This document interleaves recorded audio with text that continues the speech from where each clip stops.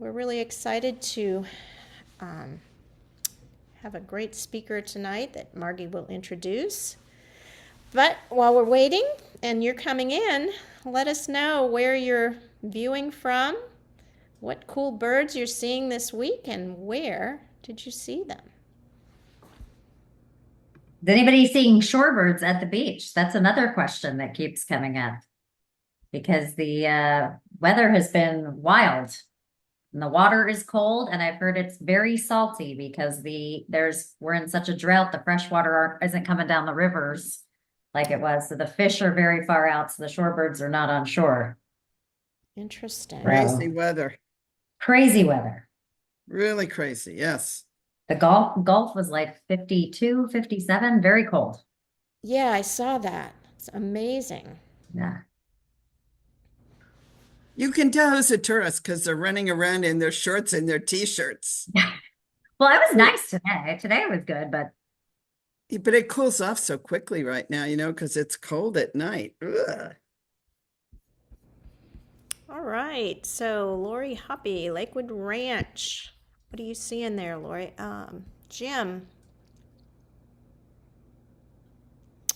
Well, you won't see us, guys. Those of you who are new to this, we are doing a webinar.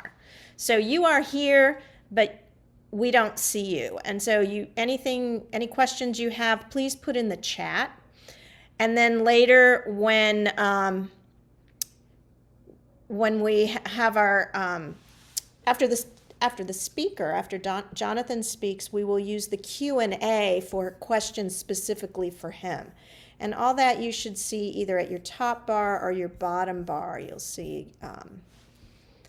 And if you don't see Q&A, click more, and then you'll find Q&A. All right. So, Gigi in Central Florida. Let's see what Susie. Yes, we always do the recording. It will be posted tomorrow morning on our website or on our YouTube channel. So you'll find the link under speakers, under events, the events tab, and general speaker series. And that's where you'll find you'll find the links to this year's, but then once you get to YouTube, all our past speakers are on there. And I don't know if you all remember, but during COVID, we had extra speakers every month. So that extra speaker series is a separate playlist. So we have all kinds of cool stuff going on. Yeah, like we have Peter Kasner who came on in August Of and talked about all the right? Or 2020. I don't remember. It was a long time. all the birds of the world. That was very cool. Yeah. Okay. So we have someone in from Englewood that are from Goldsboro, Maine. you're probably wearing your shorts, I would bet. Nice day. Oh, so someone in Knoxville, Kathleen Clark, Knoxville, Tennessee, saw robins and bluebirds. You're my neighbor. I'm in Asheville, North Carolina. We're just an hour and a half south of you. All right. Evelyn McQueen, Firstburg today was a great egret fishing her pond, or more like a puddle. Yep. No rain in Northport. No, they're not draining out. Sorry, they're not draining the water out. It is just not rained. So just what you're drought. seeing at Celery Fields right now is a pretty unique environment. It's never been that low. So both boardwalks have no water at all. We're seeing ground doves on the ground where water was. The bird counts are still pretty similar day to day. It's just different birds. You're seeing killdeer right off of the boardwalks, and it's not even so much a mud flat anymore. It's really dry. Wow. Dry. The stormwater facility really, water only comes in if it's raining. Since we're operating at a stormwater facility, the water comes in when it rains, and we just haven't had anything. Yeah. One thing I'd like to know from anybody who's seen them, I see on lists now in the past few days, people have seen as many as 4 Caracaras. The subject bird of our speaker tonight. Has anybody that's on listening seen more than 2 caracaras or even 1 caracara? I know they're right around Sellery Fields right now. I had seen 4 last year. I haven't, Oh, or actually cool. earlier this year, like in May, but I haven't seen them all 4 together since then. But I I am heard that they hearing just came reports. back. Yeah, it's possible. And then I would be interested if anyone's seen nesting activity as well, because I'm hearing that there's nesting activity. Yeah, They have a I nest think that it's they over on use Smith Farm. Yeah. Do they have a nest that they reuse? So there's a property that we've been fighting development on that we think potentially they nested on, but we can't see because they nest in cabbage palms, so we can't see the nest. It's right across the road from our Sellery Fields, which is Stormwater. our signature, our really wonderful, normally wonderful wetlands, which are now our dry lands for Sarasota County. But the farm across the street has been wanting to develop it, but so I think they're not even happy to share their knowledge of Caracara nests with us, Jonathan. Right. The 2 together have been photographed several times. We have a Facebook page for our for Sellery Fields, which is where our nature center is, and they're always posting several pictures of the Caracaras every day. So we get good updates from that photography. So Jane Rufo saw Caracara on Palmer Boulevard last week. 2 were seen flying over Raymond Road yesterday. So yeah, they're definitely in the area. Wetlands and beaches. Caracara at Carlton Reserve last year. And 2 young were walking on a mud flat. So that's south. Carlton Reserve is quite a bit south of us. So there were 4 there, 2 adults and 2 young ones. So Yeah, we'll just have to keep our eyes peeled, see if they're nesting again this year. all right, so we probably should get started. And All right. yep, there we go. All right. Okay, so we have a new activity that we started this year, bird trivia. We have 4 Tuesdays. We did this at the Volunteer Appreciation last year, and it was so much fun. And we decided we were going to bring it back as like a series where you can come play bird trivia. It's led by Lynn, and it's so much fun. And that is actually tomorrow. So it's the 2nd Tuesday of the month, January through April, and it's from 2 to 3:30. And it's lots of fun. So it's one of your member benefits to go and hang out and do some bird trivia, which is a good time. At the Nature Center. Yeah. Right. Awesome. Wednesday, Susan Shetley is coming. She was the attorney for us with the fight against the development at Raymond Road. She's just a wealth of information. She was a county attorney for a long time, and she is very tuned in to all of the legislation that's going on in Florida to take away local decision making, which really affects the environmental impacts that we see in the area. So she is going to inform us of all of the things that are being proposed that'll really take our voices away. To protect the places that we love the most. But she's also going to update everyone on what's going on with the Raymond Road property and our fight. We've won 3 times at the county commission at this point. But it is headed towards a lawsuit phase at this point. There's a lot of nuances with it, so she'll be really informative, and come with your questions. She'll be happy to answer them. All right. Sorry about that. That's Wednesday at 2. And then Saturday, we have Pam Callender, who is wonderful. She's doing landscape design and native plants this Saturday from 9 with a tour of the garden at 11. She's so incredibly talented. We recently walked a microforest that she planted in the landings, and it's just incredible. She did such a great job out there. She's just a wealth of information. And if you're looking to replace, some of your HOA rubber stamp home plants with native plants that can really help the environment and all of the ecosystem here, she's your lady. She's amazing. So come out for that. It's free. Yep. And then, Okay, so the big event this month is Fly Wild. We've probably seen a lot of posts and emails regarding this, but we're very, very excited. You can still sign up to do the birdathon, and you can donate to people if you don't want to participate in the birdathon. We'll send some links out on that, or you can look back on our Facebook post. There's a link in there. You can just donate to the general birdathon, or you can support a team. Teams are raising money by the number of species seen on the day. Or flat donations. So that's really fun. You can still sign up for that. It starts on Friday, I believe. yes, Yeah. Friday. And then the photo contest, the top 20 were selected. We had 160 photos somewhere around there that were submitted. An incredible number of photos were submitted, and they are wonderful. And the top 20 are fantastic. That is online live for voting. So we will be sending a link out for that for you. And it's also on the website. It's on the website as well in the Fly Wild photo contest. Great photography just to look at as well.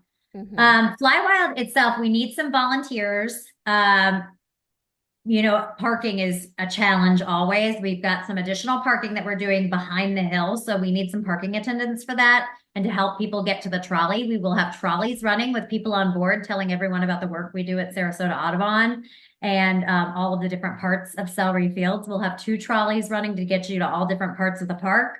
And we have expert talks throughout the day. There's a whole schedule that's on the website. There's a kids scavenger hunt. Jean is going to be doing preview tours of our rewilding project at the quads. Really impressive work that's being done over there, and the pond is being dug right now, but she will do 2 tours that day where you can walk through and actually see what's being done, and it's really great. We'll have guides on the boardwalks. We got bird walks all day long. We have tons and tons of things, but if you can volunteer, please, we just need some parking attendants. That would be great. And then we this year are doing a mixer with Manatee Audubon. They came to us for a breakfast one where we had a little bit of snacks and we talked a little bit, and then we all went birding together, and it was so much fun. And it was just like such a nice day of birding and to meet other birders in the area. They are hosting us on March 7th at Phelps Preserve. They're going to have some light refreshments, and then we'll walk around Phelps and do some birding together at sunset. It'll be really, really nice. So that is March 7th at 6 p.m. And that's it. Yep. So I'm going to stop, and we will turn it over to Margie, and she can introduce our amazing guest. So it's my pleasure to introduce you all to our speaker, Jonathan Meiburg, who joins us tonight from Chile, Punta Arenas, which is very cool in my opinion. Jonathan, you can probably fill us in more, but it's the tip of Chile's southernmost Patagonia region, and where the Atlantic and the Pacific Oceans meet.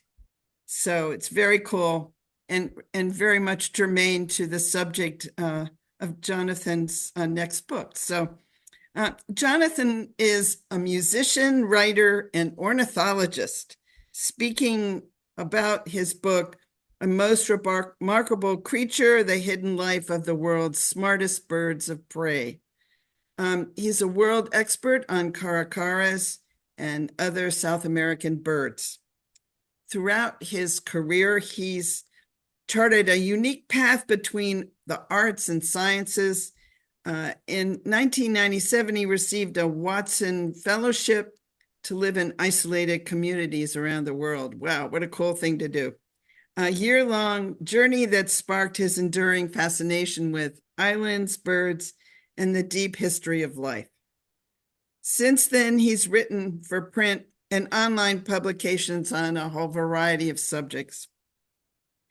And then in 2021, Knopf published his first book that we're talking about tonight. It's a blend of travel writing, natural history, literary biography that leads us through South America's past and present with the crow-like falcons, the Caracaras, and their human companions. One reviewer said of this book, quote, to call this a bird book, unquote, quote, is like calling Moby Dick a whaling manual. So Jonathan is now at work on a sequel called The Secret Land, which will illuminate Antarctica's pervasive and surprising influence on the life of our planet, from the Cretaceous extinctions to the ice-free future. He also has a whole other life. It's amazing, Jonathan, a whole other life as a well-known musician. He has two bands, Shearwater and Loma, which have been praised by the New York Times, NPR, The Guardian, BBC Radio, and Pitchfork. And over 2 decades of work, he's collaborated with artists from Sharon Van Etten to Laurie Anderson. His band Loma's third album was released by Sub Pop Records in June of 2024. His H. Shearwater album, The New World, will be released later this year. Jonathan, we're thrilled to have you here. You're a new hero of mine with all your amazing accomplishments. Thank you so much. Thank you. It's great to be here. I appreciate you guys being willing to do a Zoom call from this far away. When we last spoke, I was like, well, I'm on my way to Antarctica right now. Anyway, it's wonderful to be here, and I'm very happy to be able to talk to you about the Caracaras. Now, let me just share this screen here. All right, does everybody see a black void? Okay. Indeed. Great. Well, you guys are going to know about Caracaras more than most people that I've talked to, since you live with them. And this crested Caracara here isn't in Florida. This one's in South Texas. But this is the bird that you know and love. And usually when I'm talking to people about this, I just throw this up and we talk a little bit about, like, what does this bird seem to be? To me, it looks like it's been assembled from different parts of other birds. You've got the sort of the head of a kind of some sort of eagle and the wings of a turkey vulture, and then maybe the legs of some kind of weaponized chicken. It's just a very confusing animal, but also very striking. And as you know, they also like to hang out with other scavengers and like turkey vultures, like black vultures. A thing that Caracaras are all really good at is finding sources of food, especially new sources of food. And one description of the diet of crested Caracaras was any animal matter, living or dead, that it can catch or find. The only asterisk I'd put on that is that it doesn't necessarily have to be animal derived. There's records of Caracaras eating rice and macaroni. They're really quite omnivorous, especially compared to just about every other bird of prey that I can think of. And in this little talk here, I'm going to introduce you to all of the Caracaras, because the crested Caracaras are only the northernmost of 9 different species, most of which live in South America. And as you get to know them, you start to understand why these birds seem so singular and weird. Hopefully I'll be able to convince you that they are, in fact, the best birds. This one is the one that really stole my heart. This is the very first illustration, to my knowledge, of a Caracara by a European artist. This comes from 1775, and this is a striated Caracara, which was painted down at the southern tip of South America, not too far as the Caracara flies from where I am right now, although mostly people see them these days in the Falkland Islands. Striated Caracaras are, I think, maybe the most interesting birds on Earth. And I will tell you, or I'll attempt to convince you, why that's so. Here's a nice adult striated Caracara in the Falklands. They take about 5 years to get to this plumage. It's a really long time for a bird of prey. Then they can and when they're younger, they're much darker, but the adults have these sort of chestnut trousers and the bright yellow legs, the clear gray bill, and they're really striking. An early sealer who was marooned in the Falklands called them partaking of the form and nature of both the eagle and the crow. And he had a really interesting time with them because they kept stealing his food and the club that he was using to whack seals and penguins over the head. And did he say he called them harpies? He really did not like them, but he was amazed at how they would make off with just about everything that wasn't nailed down, even if it seemed to be of no use to them. Now, the question of what they are, though, is actually fairly straightforward to answer. Now, this obviously is not a caracara. This is a peregrine falcon, but this is the group to which caracaras belongs. They are actually falcons. And normally when we think of falcons, we think of peregrines and kestrels and hobbies and merlins and all these birds that are relatively similar. And these are sometimes called the true falcons, the falco, genus falco falcons. But what's really funny about them is that they're really, I think this is a misnomer because the greatest diversity of falcons is in South America. It's not in the northern world where you find most of these so-called true falcons. And these birds are quite different. You will never see at a falconry park a laughing falcon like this one, which is a little guy who lives in the South American tropics and eats mostly snakes. This is a cryptic forest falcon, which lives also in South American tropical forests, in this case, the Atlantic forests in Brazil.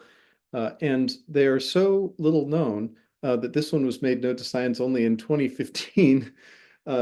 And they're thought to sort of be kind of like accipiter hawks, sharp-shinned or Cooper's hawks.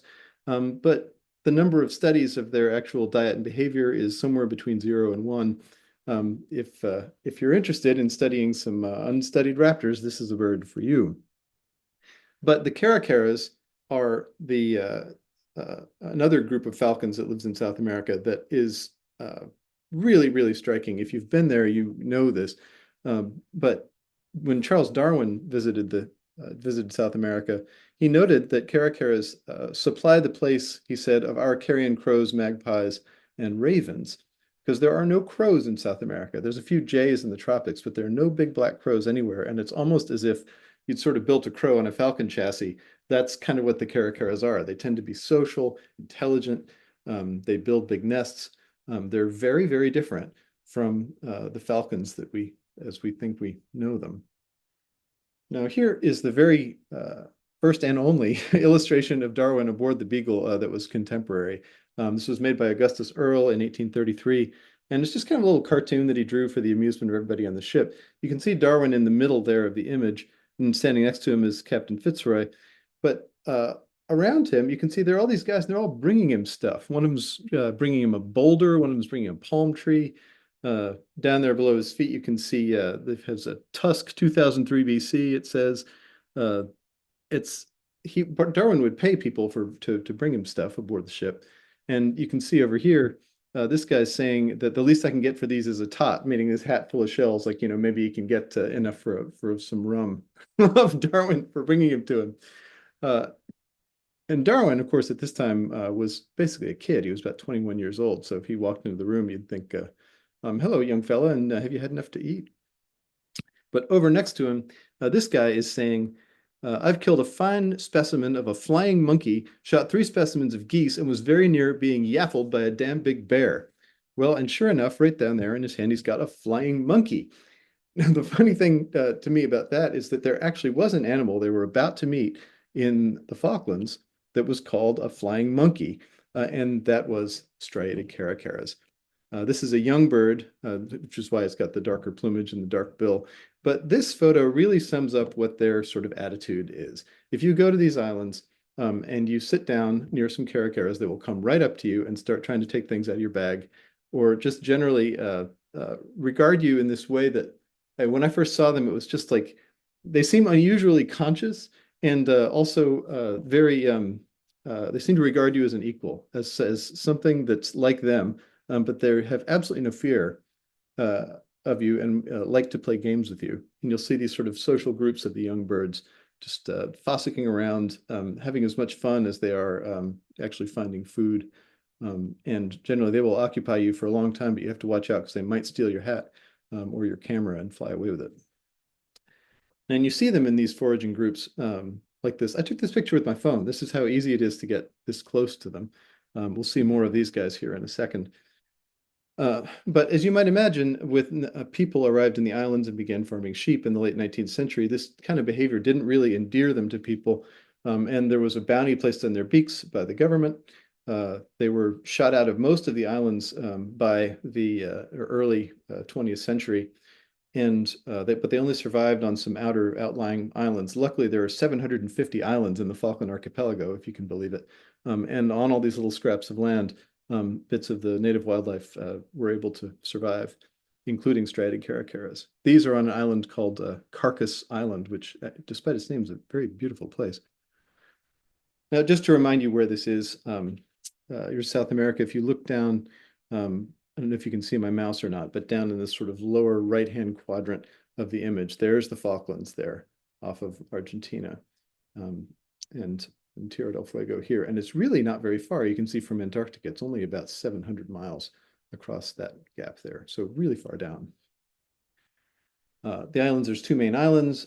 There's the other 748 islands are all scattered around them. They're not all depicted, of course, in this image. But then up in the northwest, you can see the Jason Islands there. And this is a really special place I've been to a few times. This is where a lot of striated caracaras, the surviving striated caracaras, live. Two of them are called Steeple Jason and Grand Jason. They play a pretty big role in the book. Steeple Jason there on the left looks like this. And this is why the caracaras survive there in fairly, well, I mean, there's about as many adult striated caracaras as there are giant pandas. So when we talk about large numbers, we're not talking about gigantic numbers. It's estimated to be about 2,500 to 3,000 adult birds. But this is a pretty hazy guess because there may be more of these birds in Tierra del Fuego than, that we don't know about, but it's hard to say. Anyway, you can see a young striated caracara here coming in over this penguin colony. Steeple Jason is crammed full of seabirds in the summertime. There's penguins, there's albatrosses, there's diving petrels, there's giant petrels, skuas, ducks, geese. It's just absolutely chock full of food. And you can, even though this island is small enough that you can walk around it in like a really long day, there are about 80 pairs of adult striated caracaras on it in the summertime and about an equal number of non-breeding birds. So you've got hundreds of these large raptors on this island. It's really an extraordinary thing to see. But in the wintertime, which is one of the times that I've been there to study it, it's quite a different situation because these seabirds are pretty much all out at sea. You can see some giant petrels here in the sky, but those are sort of thinking about coming in to start breeding in a month or so. But this sort of gray area on the lower slope of the island there is an albatross colony of black-browed albatrosses. In the summertime, there's about 120,000 of these birds there. That's like if you imagine a seagull with an 8-foot wingspan, you're kind of in the neighborhood of what a black-browed albatross looks like.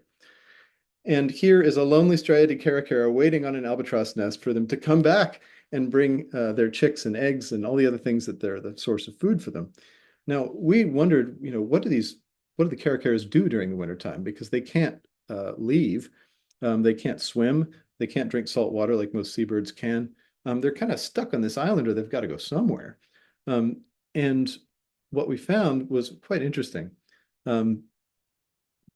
I just like this picture because it gives you a sense of their personality. They will eat geese, of course, that sometimes geese especially are injured in squabbles with each other, and the caracaras are very quick to then to jump in on that. But they also spend a lot of time, like this bird's been doing. By the way, that yellow sort of bulge there, that's its crop. This is normal for these guys. When they can eat a whole lot of food really fast and sort of house it in their crop like that, like a lot of vultures can do, and then sort of decide, you know, when or whether to digest what they just swallowed later. And I think it helps them when they're, you know, when there's sort of a bonanza of food and you need to cram in as much as you can and then figure out what to do later. They get really filthy doing this kind of thing. This bird's been digging in these mats of rotting kelp for fly grubs. And so they spend a lot of time bathing on little rivulets of little almost springs of fresh water on the island. And you can find them in these, it's like the Roman bath. They they just kind of hang out for long periods of time, and then they stand around looking like Dracula in the sunshine to dry off, and are just extremely adorable. But also, this was quite interesting. We found these large areas on the island. You can actually see in the satellite photo, if you know what you're looking at, where they've torn up the turf. It's almost like you'd turn pigs loose, or a rototiller or something on the island. And you just never believe that this was done by falcons, but they were digging for, we sort of got in with them and did some digging ourselves, and we found they were digging up these beetle grubs and also earthworms, both of which were introduced by humans when people briefly ran sheep on this island. So this is a human introduced food source that these guys have figured out how to exploit. And they're able to sustain themselves at a fairly, this big number of birds through the winter on this resource. But also, if there's a bonanza of carrion, they'll go for that too. Here's one hanging out with a turkey vulture. This looks like I always want to put a caption on this of some kind, but I'm not sure what it would be. If you have one to suggest, I'd be glad to hear it. Sea lions and fur seals live on the island. Sometimes they die, and that can sustain a large number of caracaras for a long time. There was this really manky carcass of a sea lion that we found while I was there that had about 50 caracaras on it. And just to give you an idea of what the scene is like, this is a group of them.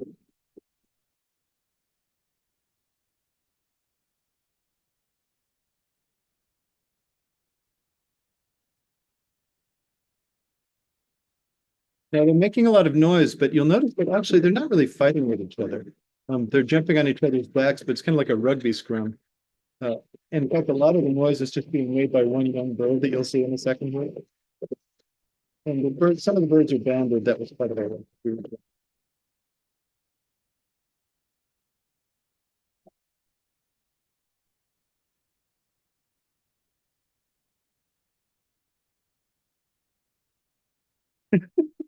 Okay, buddy.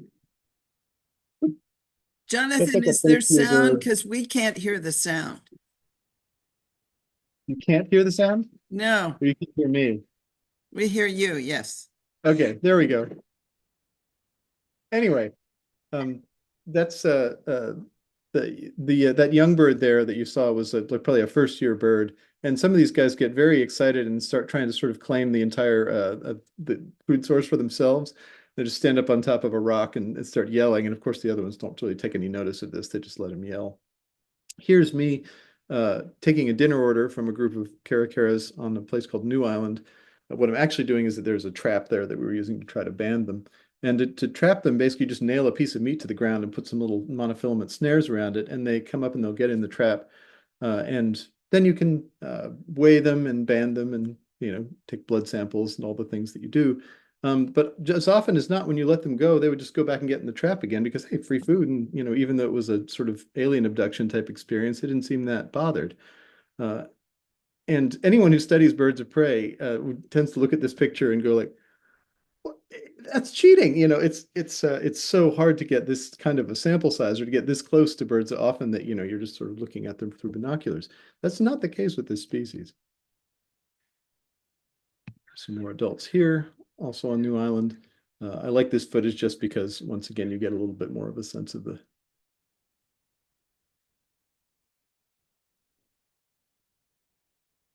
personality that these birds have.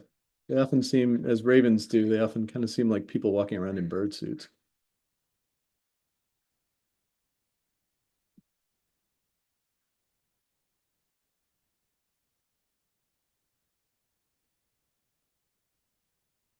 You notice they're doing a lot of walking and running. That's partly because caracaras have a bone in their leg that the so-called true falcons have lost. Peregrines can't walk like this. But caracaras really like walking and running around, and all the species do to some degree. But these are especially good. Darwin compared these guys to pheasants in terms of how swift they were on the ground. You can see it right there. And that little scrum in the back is where the trap is. Now, once one got caught in the trap, of course, we wouldn't let it just sit there. We would immediately close the trap and get them out. So in places where the striated caracaras still survive in the Falklands and people live with them, they often show quite a lot of interest in you and what you are doing. This is Lorraine McGill back on Carcass Island. She would feed kitchen scraps to this group of caracaras that would assemble behind her house every day. I like how there's one on each step there in front of her. And then here's one with my hiking poles and backpack. And I'm just going to show you a little bit of this guy exploring these, because this gives you a sense of their interest in any new object. Anything they haven't seen before, they want to spend a lot of time trying to figure out what it is.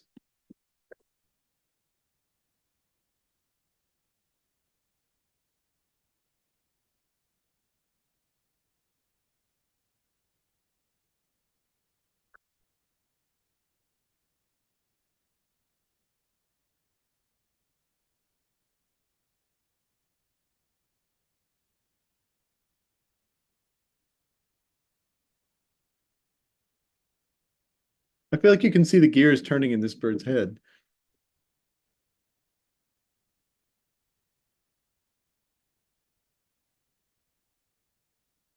I'll fast forward a little bit.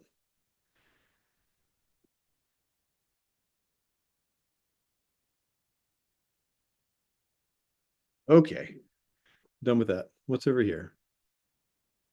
Mm. Mm-hmm. Mm-hmm. It's really strong. That's a full pack.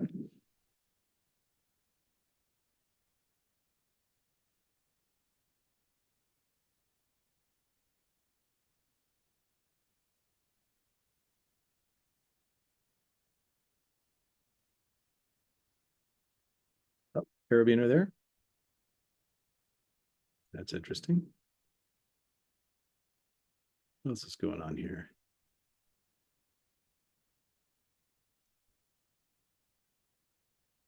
Look how big his foot is there. And then there's his buddy doing the same thing. The thing is, though, they would do this for 45 minutes or an hour if you let them. This is not at all unusual. This is just how they are. They want to know about things that they've not seen before, and this is one of the many ways that caracaras seem more like people to me than a lot of birds do. Now, this is Len Hill, the penguin millionaire. I talk about him in the book. I won't spend any time on him now, but he's the reason that there are caracaras in captivity today, mostly in the UK, but also increasingly in other parts of the world. As far as I know, there are not any in the United States, but they're throughout Europe and Japan, Russia. But they all seem to be descended from birds that were imported. Of 6 birds imported by Len back in the 70s. One of them is this bird, Tina, working with a falconer named Jeff Pearson at a falconry park in Devon in the UK. And Tina did some amazing things. If you've ever worked with birds of prey, you know that it's pretty difficult to get them to do anything if they're not hungry. And often you need to train them by doing a sort of rote series of activities that don't vary, so that they'll remember that something is a cue for them to do something else. Tina was nothing like this. Tina got bored if she had to do the same thing over and over again, and Jeff kind of drove himself crazy trying to invent new things for her to do. There's video of her picking out there's video of her picking out a stuffed animal from a set of stuffed animals that Jeff throws over his shoulder, and then without looking at her says, "Go find Nemo." Well, she jumps down and goes and picks up Nemo and brings it back, drops it in a bucket, and gets a food reward. So Jeff could even say, "Wait, I've changed my mind, get Miss Piggy instead," and she would stop and go and get Miss Piggy and come back with it. He could get the audience at his little falconry demonstrations to designate a color or a shape of a block that he wanted her to pick out, and she would go back into her cage under her own power and sit inside it waiting to be locked in, because she knew that if she did that, she'd get into the food reward, and was excited to work again the next day. This was behavior that would be extremely unusual for an eagle or even another falcon. It's just not the kind of thing that Jeff had ever seen. But he took such an interest in Tina that they were really, I would say, friends. And when Tina died at the age of not long after this picture was taken, she was about 33 years old, and Jeff was inconsolable. But he did get eventually a replacement for her. This is Evita training with a model of one of her ancestors there. And this, of course, is not a caracara. If we were in person, I would ask anybody if they knew what this was, but this is a kia. This is a mountain parrot from New Zealand. And the thing that's been discovered about falcons in the last 2 decades is that they are not that closely related to other birds of prey. In fact, their nearest relatives are parrots. And when you look at a caracara and you look at a parrot, especially a parrot like a Kia, which is known for stealing the laces of boots from hikers and tearing apart car windshields, windshield wipers, and just otherwise causing kind of different kinds of exploratory mayhem derived from exploratory play, I would say. You start to see a similarity in these brains. And I think when you look at the caracaras, you can start to see this more parrot-like mind, because I think originally they had a common ancestor that probably lived in Antarctica. So the northern falcons, the peregrine falcons, the true falcons, are kind of like a bit of the falcon family that sort of lost this type of brain, I think, in their as they became such peerless and singular hunters. But caracaras and parrots are more have more in common.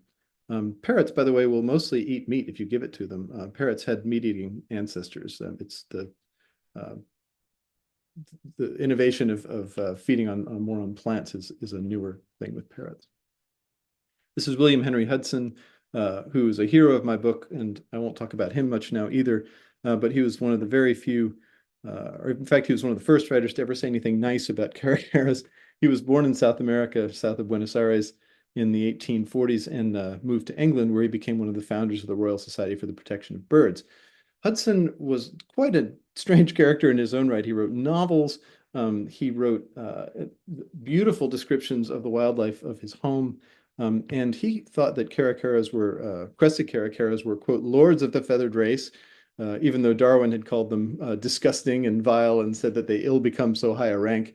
And Hudson really took umbrage at this. He loved them. And one of his earliest experiences with them was in trying to rob a nest of crested caracaras on the farm where he grew up of their eggs. And he was chased away by the adult pair. But caracaras, unlike the true falcons, build nests. And in the case of crested caracaras, they can be huge nests that they add to year on year.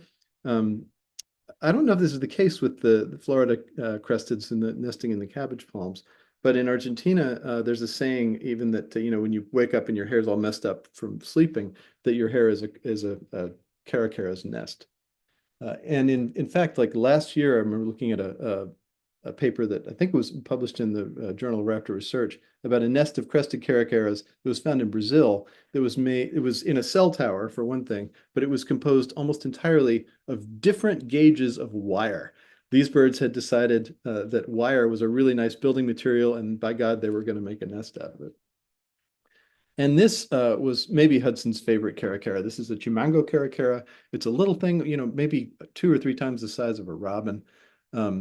And despite the fact that they're very humble, he said that they were maybe some of the most intelligent birds he had ever encountered. And he wrote that a bird so cosmopolitan in its habits would have a whole volume to itself in England. However, being only a poor foreigner, it has had no more than a few unfriendly paragraphs bestowed upon it. But there have been some wonderful experiments with Chimango caracaras in recent years, in which a group that watched a group of Chimangos taken out of the wild was split into 3 groups.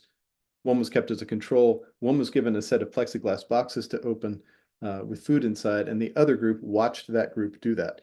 The group that watched the first group open the boxes had an incredibly high success rate at opening the boxes than themselves. That was more than twice the rate of the first group. And it seems to be kind of their superpower is in seeing what other living things are doing to get food and then adopt those techniques themselves. Now, caracaras have a completely different reputation among Amerindian people than the Europeans calling them false eagles. In the Andes, there are several species of caracaras related closely to the striated caracaras from the Falklands and Tierra del Fuego that have all kinds of myths and legends associated with them. This is a group of people in Riobamba in Ecuador celebrating the Inti Raymi festival, which is the Inca solstice. Inca festival of the solstice, and they're dressed as characters called curiquingues, which are sort of they kind of bestow a kind of blessing for the new year on everybody. They offer good luck. They're just generally benevolent. Well, there's a bird called a curiquingue there, and it's this one. It's a carunculated caracara, and they look like really strikingly painted ravens. They're just, it's incredible to see them up there at 12, 13,000 feet in these high wetlands, digging around in the ground for worms, acting very Caracara-like in general. I remember seeing a video of some of them stashing pieces of meat in tufts of grass before a condor could get there at a carcass. Further south, this is in the Altiplano, which is the sort of section of the Andes. It looks like a snake that swallowed an egg. There's this huge plateau that's the second largest plateau on Earth after Tibet, at the intersection of Chile, Peru, and Bolivia. And these are vicuñas, which are the wild ancestors of alpacas in the front there. But this is where these birds live, mountain caracaras, which, as you can tell, look pretty similar. This one's actually standing on the ruins of Machu Picchu. And they were really special, I think, not just to the Incas, but also to people who'd been living there for many thousands of years before the Incas. But the Incas only allowed the emperor to wear the feathers of this bird. This is Inca Huascar, who was the brother of Atahualpa, who was one of the last Inca emperors. And you can see there he's wearing the feathers of a mountain caracara in what they call the mascapaicha, which is the crown. Here's one in La Paz, Bolivia during the pandemic that showed up at an apartment building, and the people there started to feed it, and it liked this arrangement so well that it brought two other friends, and the three of them built a nest and started raising chicks together there. Further south still, in the southern Andes, right near where I am right now, you can see another species called white-throated caracaras. Here's one on the left, very similar to those mountain caracaras, but like many of these guys, they like hanging out with other scavenger friends, including this black vulture.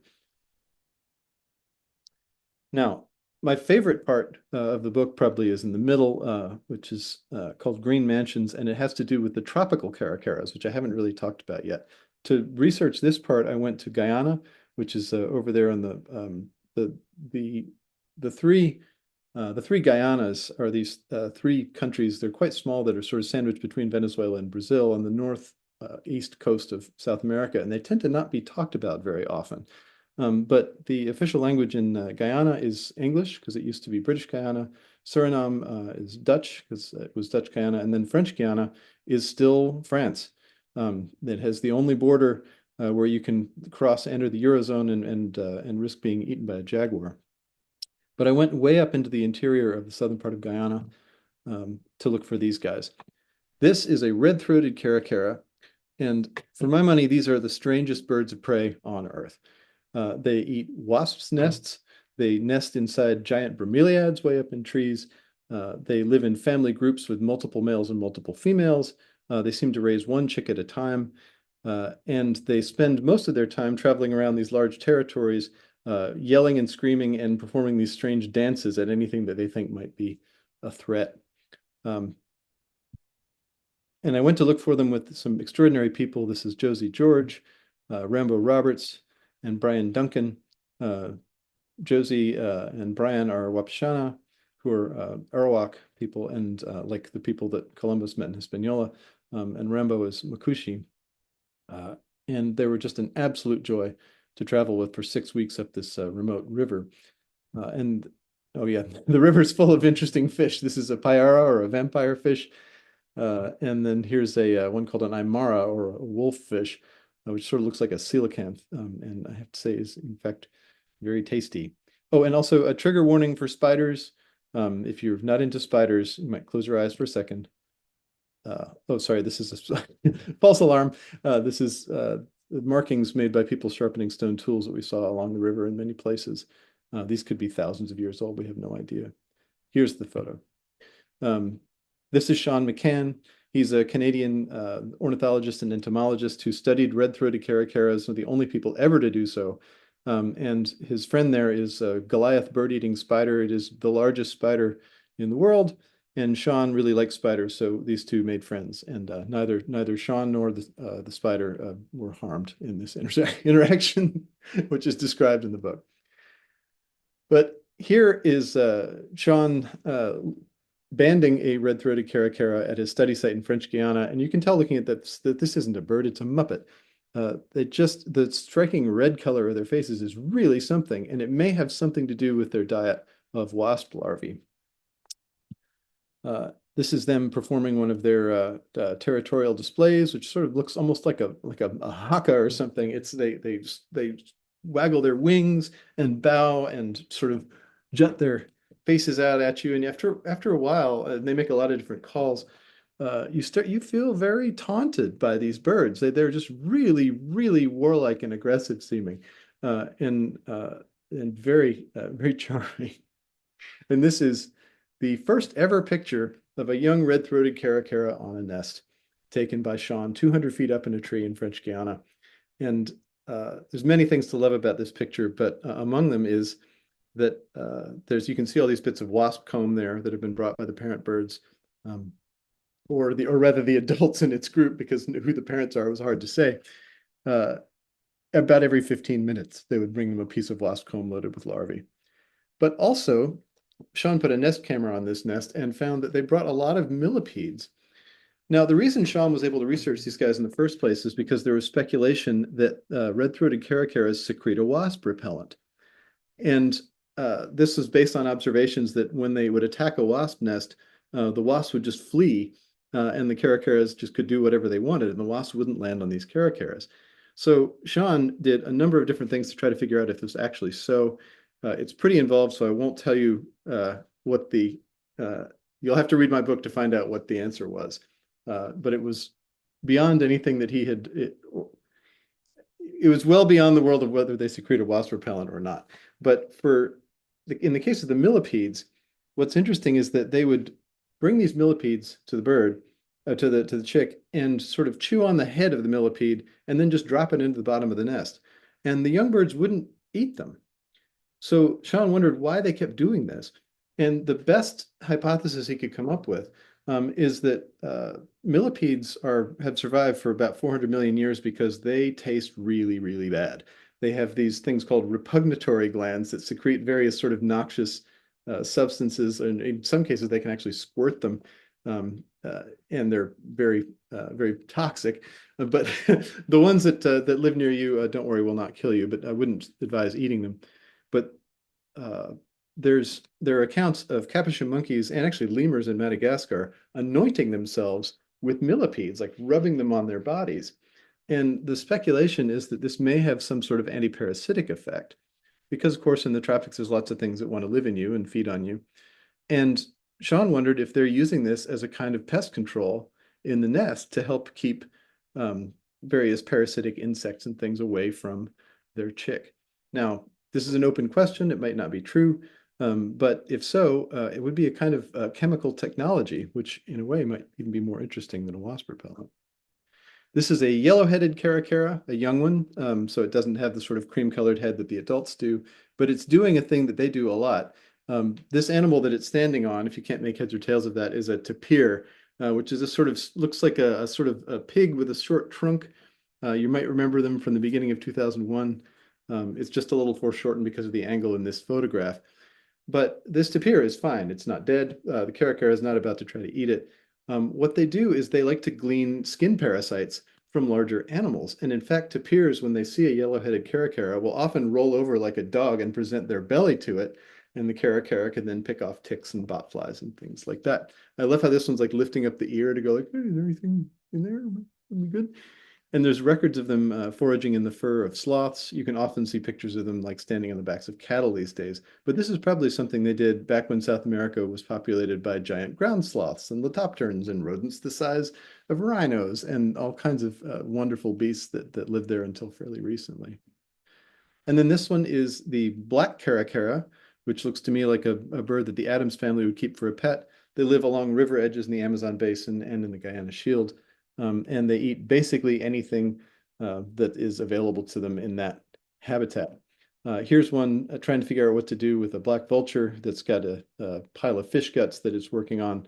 This bird, after staring at the vulture for a long time, suddenly lunged towards it, grabbed a fistful of these fish guts, and then hopped away on the other foot. And it was completely a caracara move in every way. It was sort of clownish. It took some planning, and it was effective. This one is extinct. This is the only bird of prey ever known to have been driven to extinction by human beings in historical time. This is a Guadalupe caracara. You can tell it looks a lot like the cresteds, but it was different in that it had this sort of herringbone pattern all over its body. And it lived on the island of Guadalupe, not the one in the Caribbean, but the one off of Baja California. And they were last seen on December 1st, 1900, when a bird collector named Rollo Beck rode up on the island and shot. He said 11 birds came towards him. He shot 9 of them. The other 2 got away. The 9 are all in museum collections now, and the birds were never seen again. But they had suffered a lot at that point from the attempts to farm goats on the island, which had failed, and the goat farmers had really decimated the Caracaras. In case you're wondering why there's a human skull behind it, that's because there was a nest, a wren's nest inside that skull when it was found near Ossining, New York, and it used to be exhibited as part of a children's exhibit at the Smithsonian. It was determined to not be of Native American origin, but other than that, we have no idea who that person was. It's listed in the Smithsonian's catalog as nest. The Caracara there was collected in 1879 as the type specimen. And this was a young bird who was also found during that same time, which I find pretty darn haunting to look at, to be honest with you. But it's all Caracara. You can see, even at this distance, glass eyes, I feel like you can still see some of the personality of these birds in it. This is a crested Caracara in Skycomish, Washington. This is a healthy bird. It's doing fine. It was sighted in, I think, might have been 2015, this bird, but it might have been earlier than that.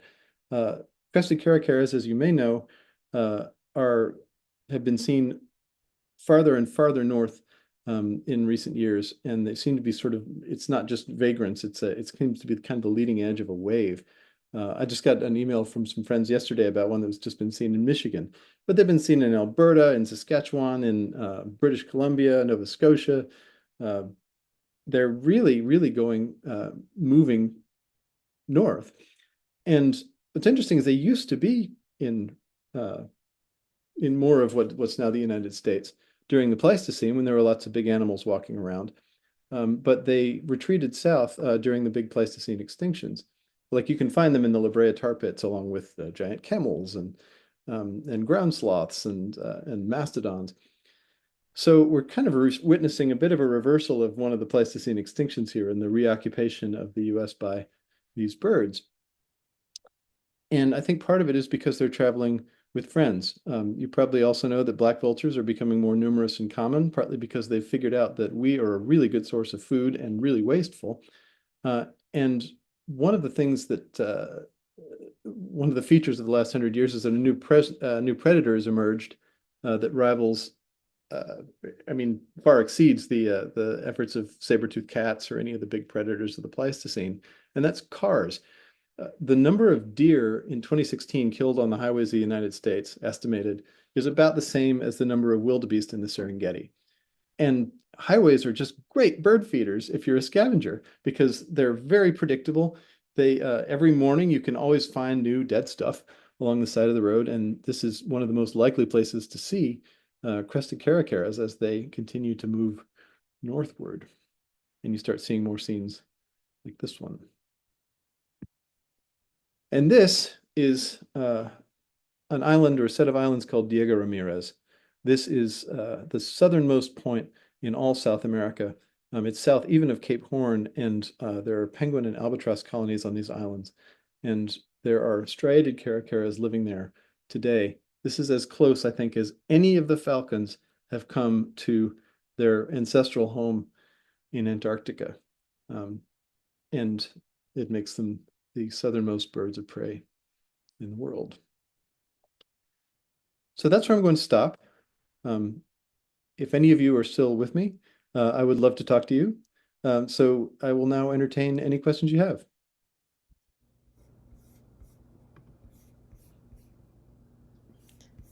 All right.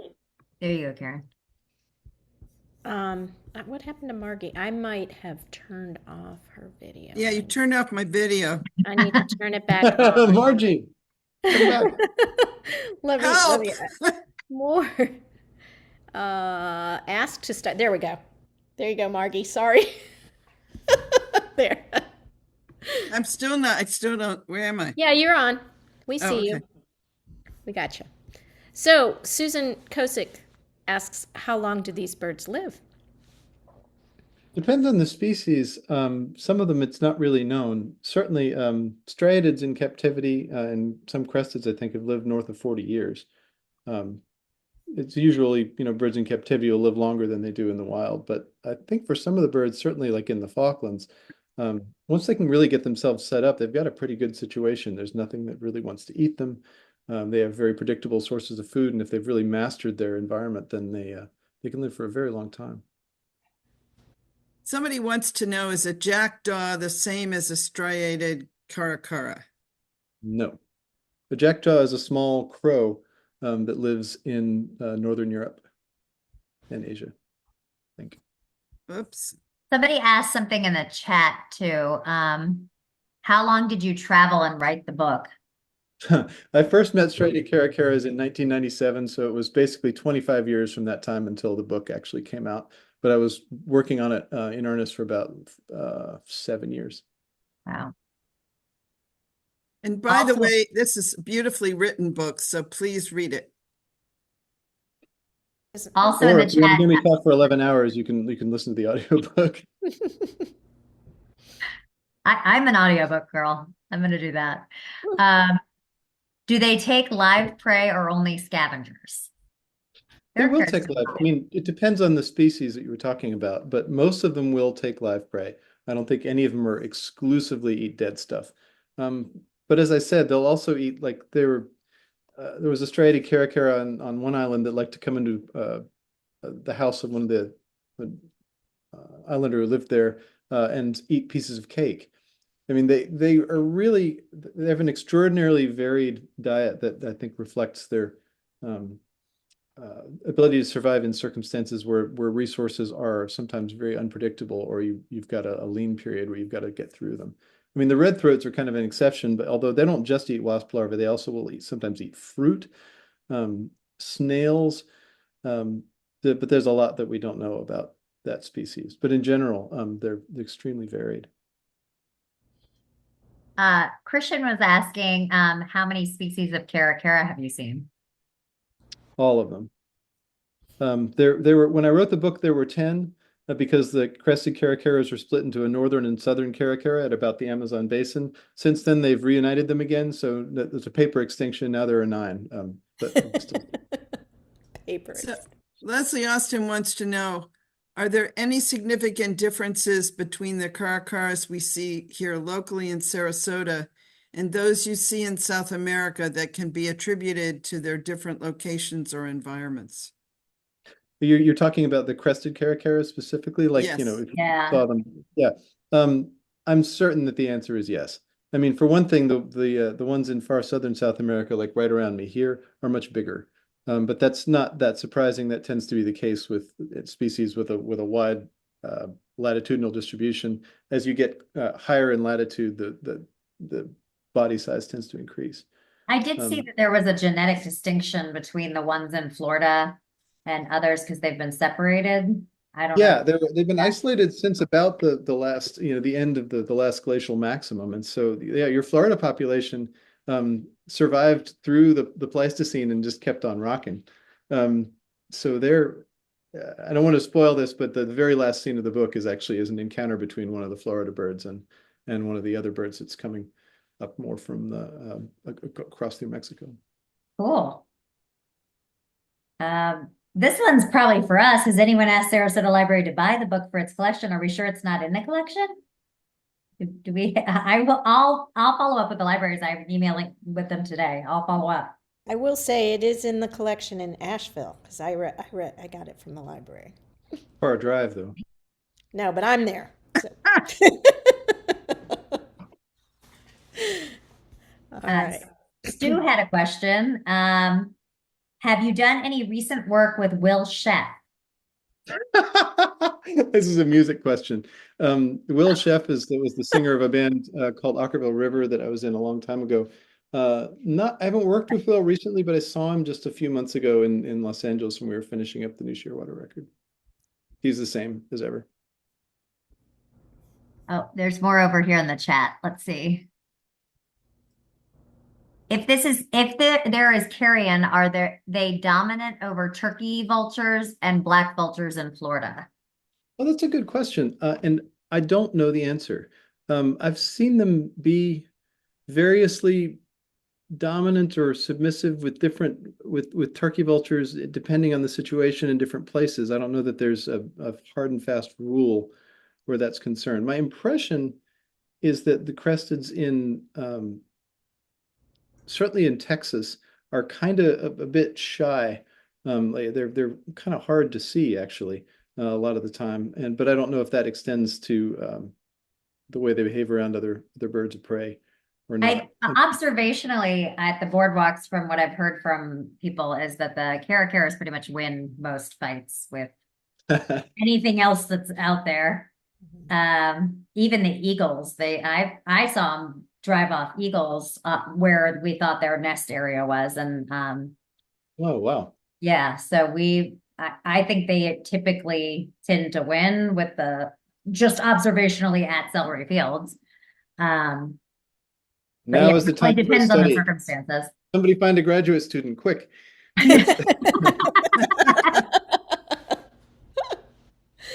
So Lynn Jacobowitz says they are in the Sarasota library system. She used The her book. fingers. The Good. book, not the Caracaras. So a couple of questions kind of related. Do they fight in groups, and does that help make them dominant over turkey vultures or other Like raptors? if you had 7 turkey vultures at a carcass and you got 14 striated caracaras turned up, or chimangos or what have you. I don't know. Is the answer. I don't know how coordinated their behavior is. I think they're very good at following each other around. But as far as trying to determine, like, are there sort of groups that of variously related individuals that always hang out together? That's still kind of an open question. You could study it in striatids, but the other ones would be really hard to do. Jeff was saying that the local crested caracaras just seem to get to the roadkill faster. That's how they're winning. Well, that is a strategy. I mean, that's why turkey vultures get there first, even though they're not as burly as the black vultures. Well, go on. That reminded me of something, but I can't remember what it was. Yeah, he's actually saying that they get there before the vultures do. The Yeah. Caracaras do. Yeah. And I don't think somebody they miss asked, much. They're very observant. how do they get the name Caracara? That's probably an onomatopoetic name from the call of crested caracaras, which is Yeah. like, and it's like, so if you could get a cara sort of sound out of that. Cool. But they all sound different. Most of the others, their calls are sort of more screamy than that. And if you've seen the crested caracaras, when they make that call, they throw their head back, and they can throw their head so far back that the top of their head actually touches their back here. And Darwin was describing that, and he said, this fact, which has been doubted, is quite true. Wow. You're also getting a lot of comments about how lovely and wonderful your presentation is and how much people love your book. Engine Zhao says, beautiful presentation. Thank you so much, Jonathan. Somebody else is asking, is the blue beak unique to raptors? It's not unique to raptors. The sort of silvery color. In striatids, the young ones have a dark bill, and then it changes to that color over 4 or 5 years. Interestingly, about that, like peregrine falcons take about 2 years to reach maturity. So in comparison to that, striated caracaras have like twice as long before they get to be a breeding age and plumage. And so you wonder, like, what are they doing with all this extra time? And it's sort of like they have an extended kind of adolescence. And I wonder if this helps contribute to, because they kind of have to figure out what they're doing here, what to eat. They don't sort of seem to take things for granted, and they don't seem to operate just on instinct. There was a one escaped from the London Zoo named Louis a couple of years ago, and it survived for 2 weeks on the lam in North London before they recaptured it. And when they Someone saw it, quote, walking down the high street in Kilburn, and another person saw it, quote, ripping into a whole cooked chicken. And when they got Louis back, Louis weighed the same as he did on his last weigh-in. So he managed to survive 2 weeks in the city on his own. And this is a bird that had never had any experience with this type of environment, and neither had any of its ancestors.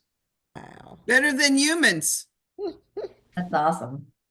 Jonathan, I want to ask you, which came first, the music or the birds? And how did you get going on all of this? You have two distinct, wonderful aspects to your life and your career. Or Yeah. you're an ornithologist and a fantastic musician. So, Well, thanks. To me, they don't seem that different. They all kind of feed each other, and I'm just really interested in lots of things, and always have been. That Watson Fellowship that you mentioned early on was the thing that really turned my head towards the natural world, I would say, because I'd never left the southeastern U.S. before that. I grew up in North Carolina and Texas, and went to school in Tennessee. But after that year, I just had a very different feeling about where it was that I actually lived, and started getting into birds. And then I think birds are actually a really good, I'm sure a lot of you have felt this, they're kind of like a gateway drug. You get really into birds, suddenly you find that you're just getting into plants, or you're into mammals, or frogs, it gets worse and worse and worse. And The and this bugs. kind of appetite, I mean, I was thinking the other day that, like a thirst for knowledge, people think of that as a good thing, and I think it is, but a thirst is a feeling of inadequacy, of lack. It's like you need something. If you're thirsty, you don't feel good. If you want, and that's sort of how it is with the natural world. well, it certainly is a wonderful contribution to all of us, and helps us, I think, appreciate even more our splendid local Caracaras. Oh yeah, That's they're really awesome. special. You guys are super lucky to have. I mean, Florida is blessed with so many incredible birds and incredible wildlife just in general. I lived in Gainesville for a couple of years and really liked it. We did get one more question. Do you observe the impact of climate change on these birds? A good question. I mean, certainly climate change will impact these birds. I mean, there's no question about that. In the Falklands, I can tell you that these are islands, and they're not all very tall. And if you raise sea level, which is going to happen, these islands will get smaller. They're much smaller now than they used to be, back when sea level was down by almost 120 meters in the last glacial maximum. And so the available habitat is just going to decrease. And it's not just going to decrease for them, it's also going to decrease for their prey species, because you're talking about all these seabirds nesting chock-a-block on islands like Steeple Jason. Well, if you decrease the size of Steeple Jason, even if you're just sort of raising sea level by, say, 5 or 6 meters there, it's going to be a substantial loss of area in the island. So I do worry about them in that case. The tropical caracaras, red throats, seem to be really stuck in primary forests, and those are going to decrease in size both due to human exploitation, and also through the Amazon basin drying out and there being more and more wildfires. That's going to be a risk for them. However, all that said, one thing that caracaras are really good at, as I mentioned, is finding and exploiting new sources of food and new ways of living. So I have more hope for them as a group, I think, than I would for a lot of other groups of organisms, about being able to adjust quickly to a new situation, like Louis. Like Louis, London, he's great in London. He can live anywhere. I mean, and towards the end of my book, I suggest a really cockamamie scheme for trying to introduce striated caracaras to urban areas. I think I'd be laughed out of. Most scientists would not appreciate that suggestion, but I do think it's a way that we need to start thinking about the animals that we live with, because like if you want to have them, we're going to have to figure out new ways of living with them. How do you see them as they're not migratory, right? And it's when you're talking about like red-throated caracaras, I wonder, will they, or the striated on the Jason Islands, if they were to become flooded out, would they take off and migrate, or could they, or would they? They sound so incredibly smart. Well, but smarts may not have much to do with it. I mean, the part of the question about striated caracaras is if they're so smart, why are there so few of them? Why are they only in the Falklands and islands off Tierra del Fuego? And I think what happened there was just an accident of geography. Um, the wind is almost always blowing from the west, southwest down there, almost never from the east. And so if you get lost, the next thing out there is just thousands of miles of Atlantic Ocean. You're just dead. So they're really quite marooned. And sometimes smarts in itself is not enough, as we may be learning. It's I think they would have to find a new place to live, and I doubt they could do it on their own. Yeah. That species. Well, this has been a fantastic presentation. Please, everybody read this book. It's really great. And Well, we thank you look all for forward. sticking around and sticking with me. I really appreciate it. It's been really a pleasure to get to talk to you. Likewise, it's really great. Thank you so much. Love this. I am going to switch to our last slide so we can talk about next. So our next monthly program will be from our familiar speakers, yearly speakers, annual speakers, Dave and Tammy McQuaid, who've just completed their big year adventure, and they're very excited to share the statistics and the incredible birds that allowed them to make this their big year. It was a record not only for them, but there's so many different subcategories of big year records, but they really aced it and they want to share it with us. And they'll share, of course, their photos from their experiences. And they really, as I understand it, they really made this a big success by spending most of their time in Central America. So please join us for this next exciting talk as well. All right. And we will hopefully see you all out at the Fly Wild Festival on February 21st. And the meet and greet, where we learn more about Smith Farm and how everybody is learning to deal with the shifts in politics coming from Tallahassee. So there's so many things to join us for. Thank you so much. All right. Good night, all. Good night, everyone. I've got to stop sharing to end the meeting, I guess. All right.